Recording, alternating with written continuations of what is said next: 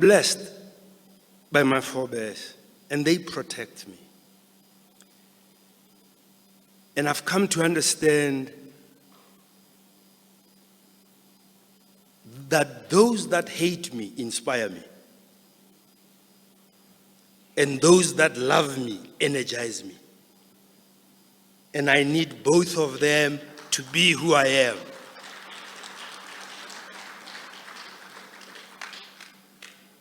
And I thank all of them. And difficult as it might be to understand, I love all of them. Because when you love those that hate you, it lightens the burden. Because the burden of hatred is theirs. And you can move on and you can serve.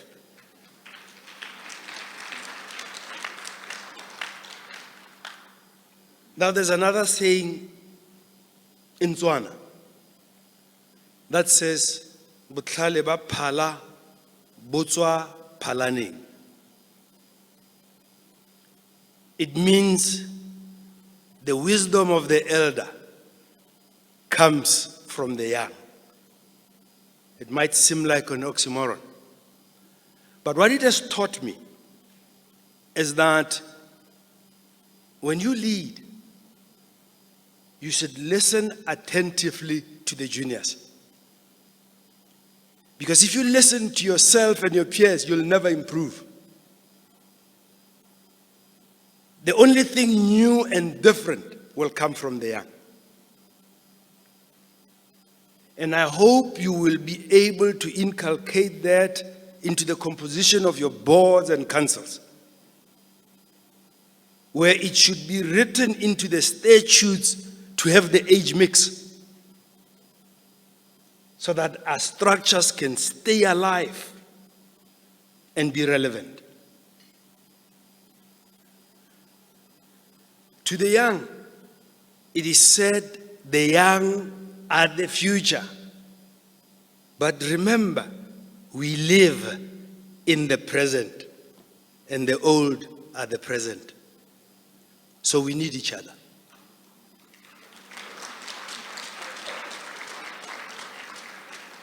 It cannot be a mutually exclusive game. All of us matter. And we need to work together. So, ladies and gentlemen, I'd like you to know that I consider myself lucky to have carved up a career that doesn't exist. I've been in medical politics for more than 30 years. And I hope all of you understand that if you sit here and you are a medical leader and you are a regulator or you are in an association, you are in medical politics. If you don't understand that, you are in the wrong place. And you are a barrier to progress. Go find your rightful place. Because this, ladies and gentlemen, is medical politics. It's not partisan. But you got to be able to stand up to politicians.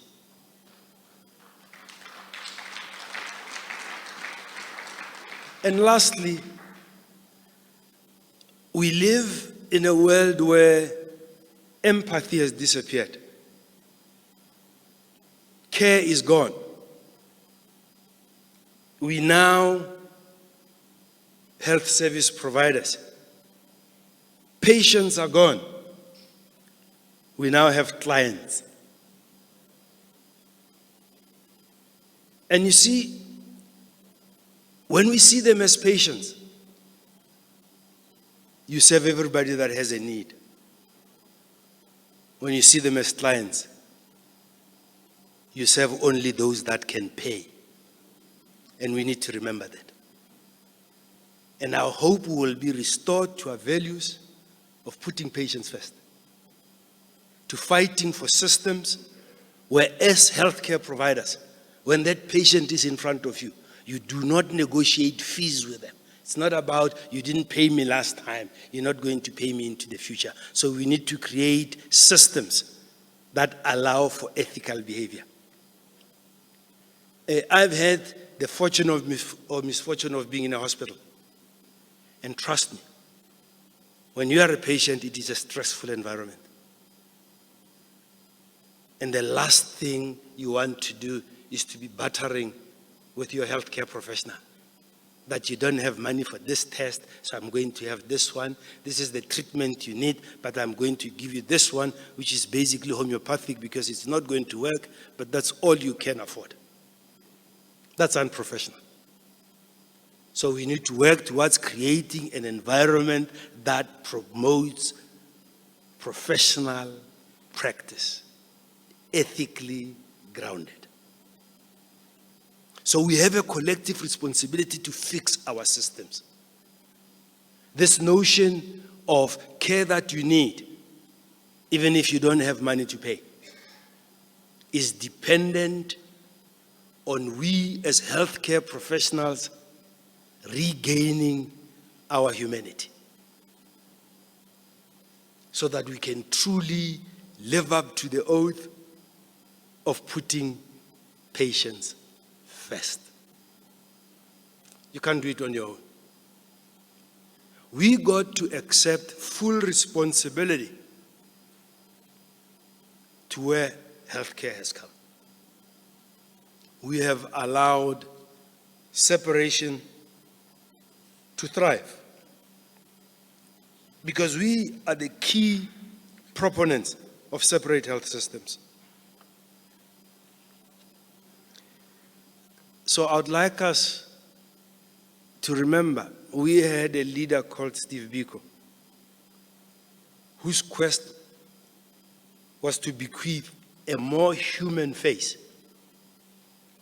on our country, South Africa. I hope all of us will have a quest to bring back humanity to what we do. When I qualified, I wrote an exam in Edinburgh as well because they recognized our training and you could sit for the exam. And when I finished, I could register in the UK. I chose to practice in South Africa because I was trained at the expense of the poor in South Africa.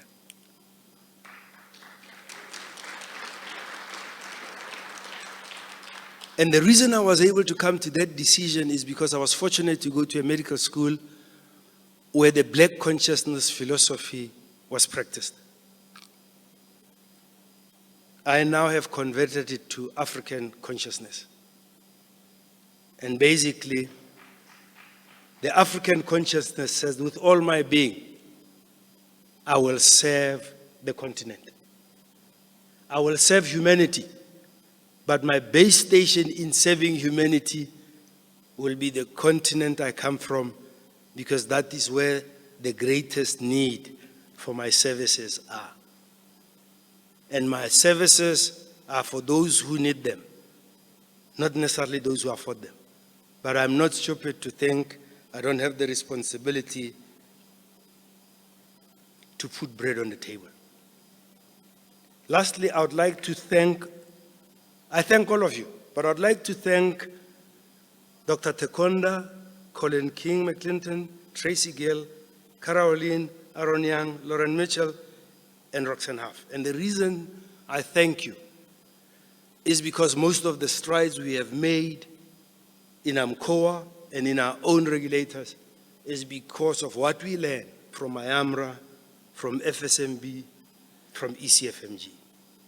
But more importantly, there will be better and stronger partnerships that we will seek with you as AMCOA in our quest for common standards, common accreditation, common assessment, and a universal license to practice in the continent of not only educated professionals, but well-trained professionals.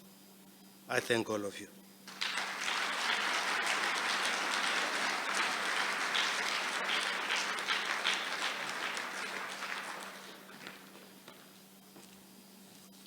Once more, a round of welcome, a round of applause for the President of AMCOA, Dr. Letlape. Thank you very much, President. You have indeed said a mouthful. The sharing of the head of a low caste, meaning the sharing of resources, respect, competence, continued improvement, protection of the public, autonomy, protection of the autonomy and independence of the profession, and the need to embrace innovation, and most importantly, empathy, regaining our humanity, and putting our patients first. Re a leboga. Thank you very much, President. You have, these words will forever go down in the annals of the history of AMCOA, and we will never forget these words. Thank you very much. Colleagues, going back to the agenda, I would like to request to come to the podium the AMCOA and HPCSA Legal Counsel, who will be delivering the presentation of the conference statement and the AMCOA roadmap. I would like to request Advocate F.P. Kumalo to the podium to deliver the presentation of the conference statement and AMCOA protocol. A round of applause for Advocate Kumalo as he come to the stage. Thank you.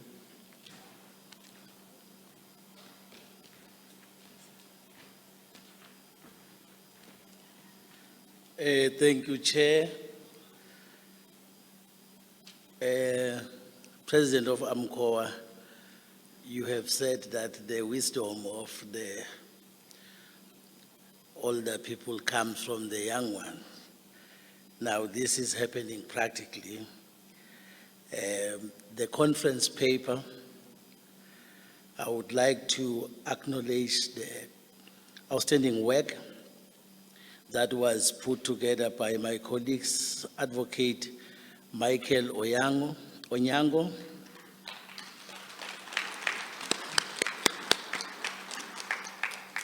and Advocate Eunice Muriti.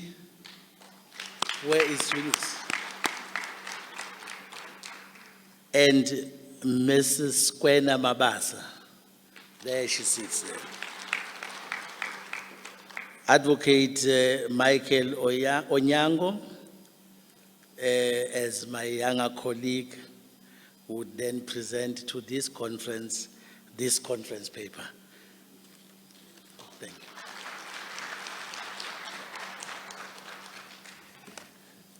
you.